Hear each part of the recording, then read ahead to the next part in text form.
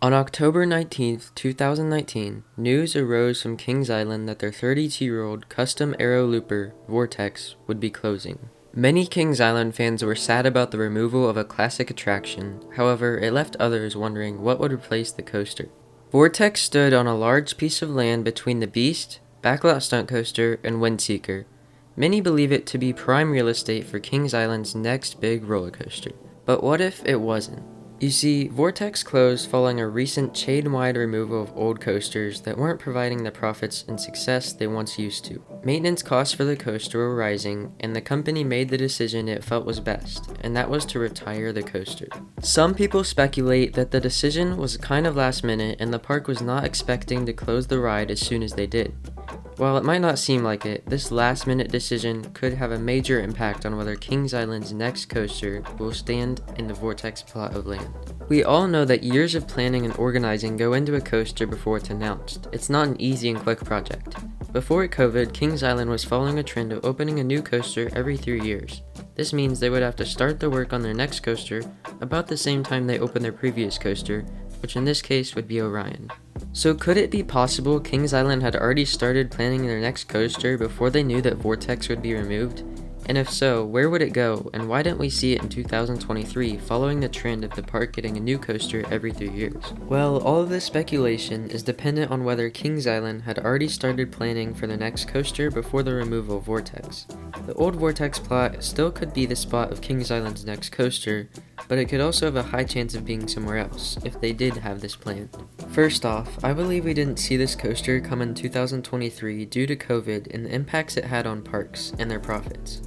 This could have delayed the major project to 2025 or 2026, with Snoopy's Soapbox Racers serving as a filler edition before the next major thrill coaster.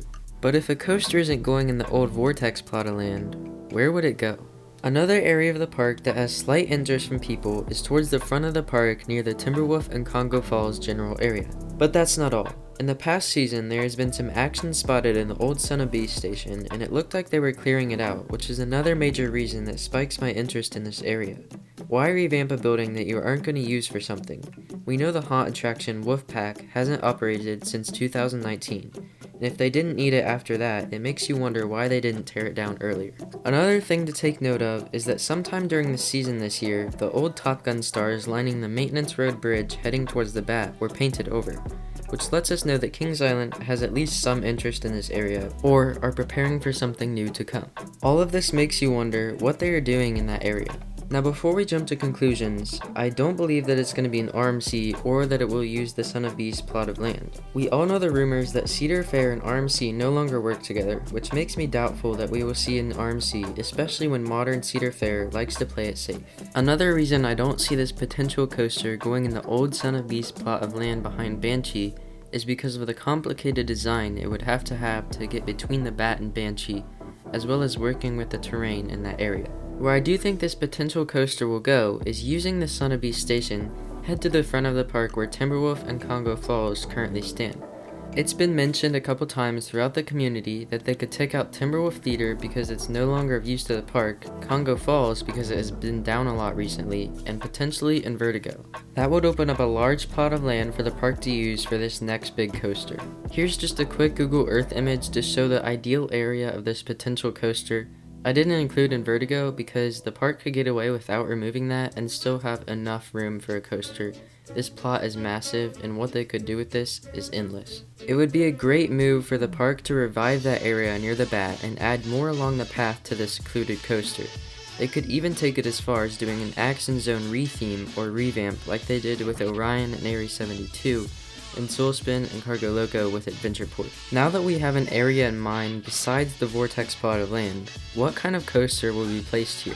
Well, I've narrowed it down to 2 similar models from 2 different manufacturers, with a possible third, but I'll mention that one later on. It could obviously be something else besides these, but they are just my best guess on what would be a great fit for the park. What Kings Island is missing is a high-thrill multi-launch coaster and a coaster with inversions, since they lost their Aero Looper in 2019 and haven't really had a solid launch coaster. This could be combined into one coaster filling both of the gaps, which I'm 99% sure is what they will do. The first coaster I think could fit in this land is a Vekoma multi-launch Shockwave model similar to Abyssus at Energylandia. This would fill both gaps of inversions and launches, and it would be an intense and thrilling experience that all Kings Island thrill-seeking guests would enjoy. Not only is it the perfect coaster for the park, it makes sense because they are currently working with Voma on a family boomerang called Snoopy's Soapbox Racers coming in 2024. The thing that makes me think they could get a Voma coaster is maybe they purchased a package deal with the company to get them not only the boomerang but a high throw coaster as well. And this could have happened back in 2019, but their coaster could have got delayed due to COVID. Now before I move on to the second model, I would like to mention a Voma tilt coaster. This is a possibility, however, I'm not sure it's the most likely out of the three, although I could see Kings Island going with this. It doesn't fill the launch category, but it does fill the inversion gap. What makes me think Kings Island could go with this is that the ride model is very daunting and intimidating. People will go crazy because they have never seen anything like it. It will attract huge amounts of people to Kings Island to come and ride it because of its intimidating visual representation and the fact that there's nothing else like it around. I'm not sure when Codaland is opening Circuit Breaker, but even if they do open Circuit Breaker, the parks are far enough apart that it won't compete with each other much. It will do great things for Kings Island and drive the attendance really high.